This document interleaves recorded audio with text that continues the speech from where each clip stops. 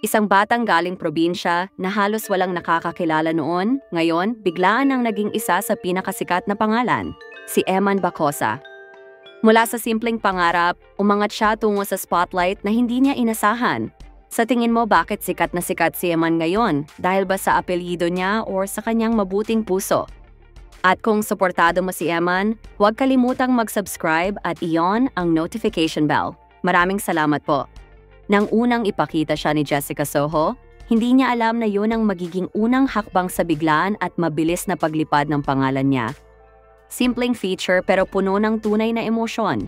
Yung kwento niya bilang batang may pangarap, yung dedication sa training, yung innocence na hindi mo makikita sa mga sanay na sa camera. Lahat yon naging magnet ng mga manonood. Hindi scripted, hindi pilit, hindi manufactured. Totoong bata, totoong kwento, totoong puso. At mula sa unang interview na yon, unti-unting dumami ang nagtanong, sino ba tong batang to? Bakit parang ang gaan panoorin? Bakit parang may potential? Hindi pa kilala si Eman bilang internet personality noon, pero ang presensya niya may kakaibang tahimik na hatak. Yung paraan niya magsalita, mahinhin pero may bigat, yung simpleng pagngiti na parang hindi tiyak. Kung ngingiti ba talaga o mahihiya lang, at yung mata niya na may halong tapang at lambing. Naghalo-halo lahat yon. Pero hindi dito natapos ang simula. Hindi pa nga lumalayo ang interview kay Jessica Soho, biglang sumunod ang pinaka-unexpected na twist. Inimbitahan siya ni Boy Abunda. Sa mismong sandaling iyon, alam ng mga nakakaintindi ng takbo ng entertainment industry. This was a sign. Hindi lahat napupunta kay Tito Boy at yung mismong pag-upo mo sa iconic na upuan niya, instant elevation na ng presence mo. Kahit tahimik ka, kahit shy ka, kapag tinanong ka ni Boy Abunda, tapos nakahanap ka ng tamang sagot, automatic, you break into mainstream consciousness. At yun ang nangyari kay Eman. Hindi niya kailangan magpakitang gilas, hindi niya kailangan magsalita ng sobrang lalim, hindi niya kailangan magpanggap na showbiz ready. Ang kailangan lang niya, maging siya. Pero dumating ang moment na hindi inaasahan ng kahit sino. Yung tanong na tumama sa puso niya at yung sagot na nagpabago ng bilis ng kanyang pagsikat. Nang tinanong siya ni Tito Boy kung sino ang crush niya, halatang kaba, halatang pag-ambon ng hiya sa mga mata niya, halatang hindi sanay magsabi ng ganitong bagay on cam. Pero huminga siya, kumurap, ngumiti ng bahagya, at doon niya binanggit ang pangalan, si Jillian Ward po. Boom! Isang pangalan lang pero yun ang sandaling nagpayanig sa internet. Pero bakit nga ba ang bilis ng pagsikat niya? Bakit parang ilang araw lang ang taas na ng engagement? Simple, may tatlong elemento na sabay-sabay bumuo ng perfect rise. Una, authentic personality.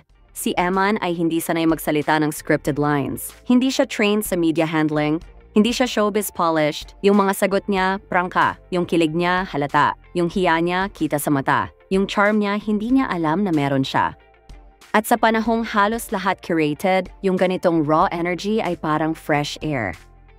Pangalawa, the underdog aura. Kapag athlete ka, lalo na boxer, automatic may halo kang grit. Pero si Eman may unique combination. Soft face, gentle smile, tapang sa loob. Yung contrast na yon ang nagiging cinematic. Hindi siya mukhang suntok kaagad. Mukhang halos hindi ka masigawan. Pero kapag nasa training videos, ibang tao siya. At yan ang nagtatali sa viewers. Two sides, one person. Pangatlo, the Jillian effect. Hindi man intentionally love angle ang dating, pero nang nagsimula ang kilig narratives, mas lumakas ang echo ng pangalan niya. Kasi si Jillian Ward ay isa sa pinaka-visible at pinaka-wholesome young actresses. Ibig sabihin kapag sinama mo ang pangalan niya sa kahit anong conversation, automatic may magnet effect. Hindi dahil ginagamit siya, pero dahil bahagi siya ng cultural consciousness ng kabataan ngayon. At nang masangkot ang pangalan niya sa isang innocent, humble, shy crush confession, mas naging buo ang impact. At kahit akala ng lahat na hanggang imahinasyon lang ang kilig, dumating ang araw na nagbago ang ihip ng hangin. Nang mismong kapuso mo, Jessica Soho page ang mag-post tungkol sa isang event kung saan dumalo sila pareho. Biglang umingay ang timeline. Hindi na ito what if, hindi na ito sana. Bigla itong naging tunay na sandali na hindi gawa-gawa ng fans. Sa isang gabi ng premiere, sa gitna ng mga ilaw, camera at red carpet energy, nakita ng publiko ang eksenang dati sa utak lang nila nabubuo. Nagkita sila sa totoong buhay.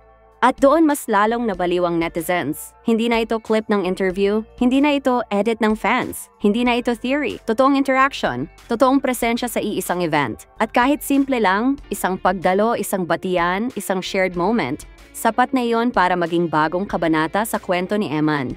Kasi minsan, hindi kailangan ng grand gesture para sumabog ang kilig. Minsan, isang simpleng pagkikita lang ang nagpapalit ng tono ng buong naratibo. At dahil doon mas lalo pang sumikat si Eman. Mula noon, hindi na curiosity ang umiikot, kundi anticipation. Ano kayang ang susunod? Magkikita pa kaya ulit? May future project ba? Sa bawat tanong ng netizens, mas lumalakas ang hype. Dahil sa internet, kapag may isang totoong moment, nagiging gasolina yon para sa mas malaking kwentong gustong subaybayan ng lahat. May mga netizen rin na nagsasabing kaya daw mabilis sumikat si Eman ay dahil lang sa apelido niya, Pacquiao. At sa unang tingin, parang madaling paniwalaan. Sino ba namang hindi mapapalingon kapag may batang fighter na may kaugnayan sa isa sa pinakamalalaking pangalan sa history ng sports? Natural na may curiosity ang tao. Pero ang hindi napapansin ng marami, hindi sapat ang apelido para sumabog ang pangalan mo sa social media. Maraming may sikat na apelyido pero hindi lahat nagiging viral. Kaya nang sabihin ng iba na Pacquiao effect, raw ang dahilan, mabilis din itong sinagot ng realidad. Kung apelyido lang ang basehan, bakit si Eman ang nag-click sa audience? Bakit siya ang nag-trending? Bakit siya ang bumuo ng sariling fandom? Ang totoo, yung apelyido niya ay parang spotlight lang na nakatutok sa kanya nung una, pero hindi yun ang nagpanatili ng mata ng mga tao. Yung personality niya ang tumapos ng trabaho. Yung kabaitan niya, yung hiya niya, yung charm niya na hindi niya alam na meron siya. Yung sincerity ng sagot niya kay Tito Boy. Yung natural softness ng mukha niya kahit fighter siya.